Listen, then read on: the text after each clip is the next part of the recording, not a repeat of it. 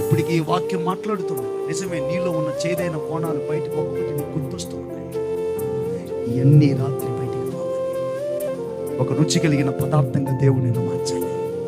ఇంతకుమందిని చూసిన వాళ్ళు, ఇప్పుడు నేను చూడబోతున్న వాళ్ళు ఒక వ్యత్యాసం దేవుడు కలిగించాలి. అక్క అంతకుముందు నువ్వు ఇట్లా మాట్లాడలేదు, ఇప్పుడు ఏమైంది అక్క?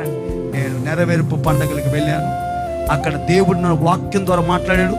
నా మాట, నా జీవితం, నా బ్రతుకు రుచిగా ఉండాలని దేవుడు చెప్పాడు.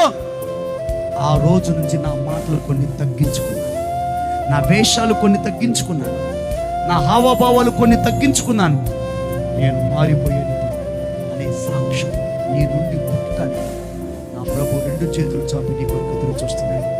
ఆయన మాటను అంగీకరించగలిగితే రుచి కలిగిన పదార్థంగానే దేవుడు